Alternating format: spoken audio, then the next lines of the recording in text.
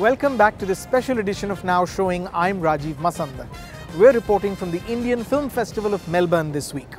I chatted with the big award winners just moments after they received their honours. Anil Kapoor, director Shujit Sarkar and Bhumi Pednekar. Here are some excerpts. Anil, you've just been awarded the Screen Icon Award at the Indian Film Festival of Melbourne. What does being an icon mean to you? For me, well, I think, what does it mean? To be honest with you, I don't know what it means. A legend, really, isn't it? No, I'm not a legend. You're being very humble. No, I'm not being humble, but yes, of course, it's been wonderful coming here to Melbourne. The festival is small, but, it's becoming, as I said, warmer and better and bigger. And it was really, I never really imagined and expected this to be so good. All the films which they have chosen, the winners and all, you can see that it's got a lot of integrity and there is a lot of passion and honesty to this festival, and it's really growing. Yeah, the Melbourne Film Festival, Indian Film Festival, is I think people in Mumbai, they should come here. They should come and experience this festival. Okay. And do awards like this, do moments like this, do honors like this, in a sense, take you on a flashback and make you really overwhelm you with the amount of work you've done and with the quality of the work you've done, really. Yeah, it does, take you back your memory lane. Of course, I'm one of those who really looks ahead. And I don't want to look back and, because that really sometimes bothers me. Okay. But of course, there are certain moments you cherish and you don't mind reliving them and talking about them sometimes. It just gives you that kind of energy and positivity to take on the next, and go for the next decade. Sure. Shujit, 3 major awards for Piku tonight. The film begins its awards journey in the very year that it was made. Exciting? Yeah, and also there was an international jury also. So for them also to respond to this kind of a film is really exciting, and yeah, I'm feeling wonderful. Looking back, the film's now been released a few months ago.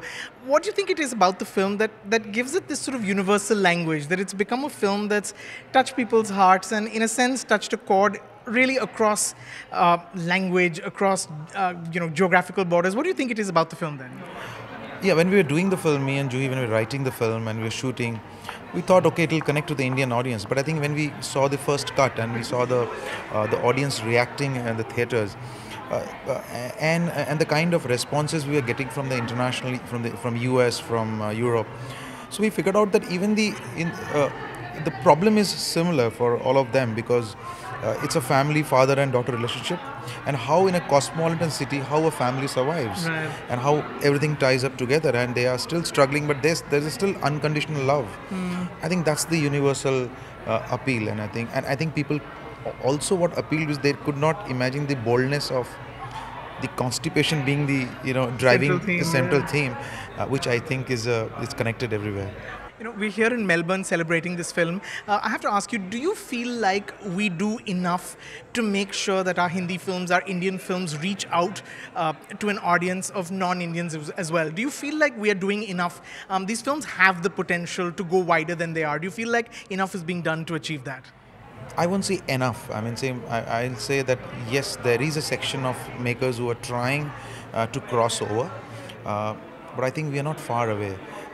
We should be, in the next 2-3 years, I think we should be quite close, because the responses, especially the film like Masan or Court or Kaka, has been beautiful. They are also Margarita, so I think Haider, so I think it's a good time, I think. But yes, we can do much more to take our kind of cinema without being a $1 million film, being in a small budget also, we can still cross over. Sure. Bhumi, first film, Best Actress Award in a very hotly contested category. There were 4 other nominees, popular actresses. How does it feel exactly? I honestly wasn't expecting it. I was so nervous, but now all my nervous energy has turned into a lot of excitement. I have to ask you, do people tell you this, that they can't recognize you? Because of course you played you played a larger woman in the film, and that was part of the appeal of that character, and you've lost all that weight and you look entirely unrecognizable. Thank you. Yes, they do. I've had a lot of funny moments because people look at me and they're not sure if it's me. But yeah, I mean, the first thing that people say is, oh my God, is that you? I'm like, yeah, that is me. Half of me, maybe. But yeah, it feels good because I worked really hard. This was planned and it's gone pretty much according to plan. So I'm very happy. I also spoke with the Katti Batti team, Kangana Ranaut, Imran Khan and director Nikhil Advani about their film and about whether we're doing enough to make sure that Indian films reach out to the largest possible audience outside India. Take a look.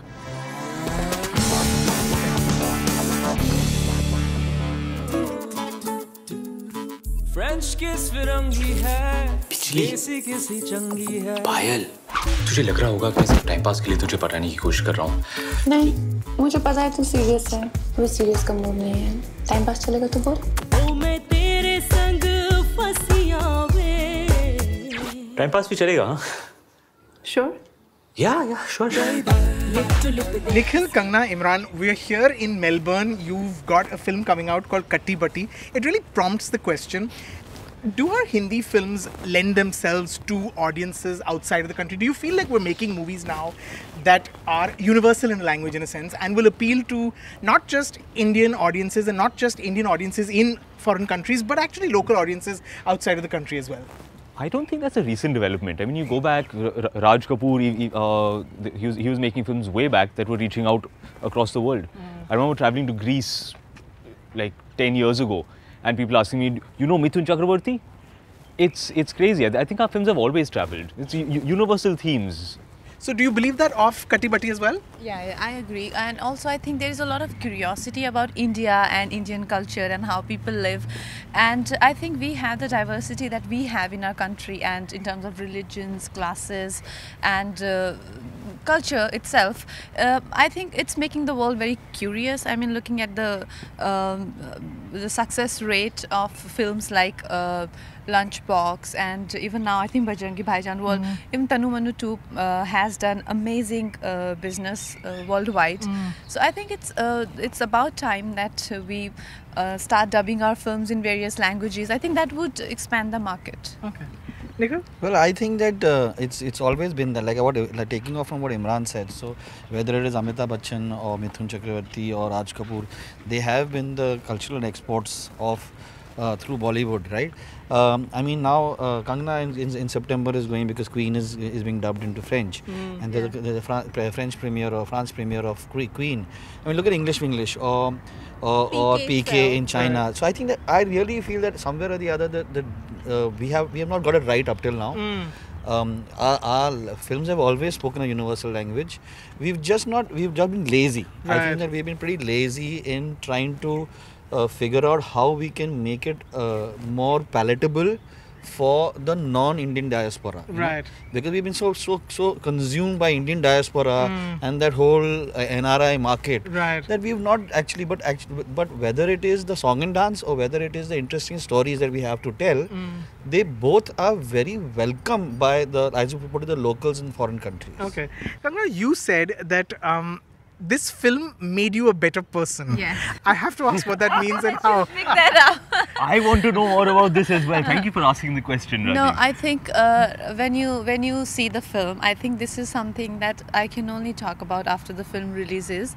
But I would love to do a full interview about how I prepared for a certain portion of the film and how it changed me and pushed me to a point that when I met my mother after like 4 or 5 months, I would just not stop crying because it just hit me that how fragile human existence is and how we are literally walking on such a, literally like on a rope that you can actually, I don't know, it just made me aware of the whole mortality aspect. Looking forward to watching Katti Batti. Thank you so much. Enjoy Melbourne while you're here. Thank you. Thank you. Thank you.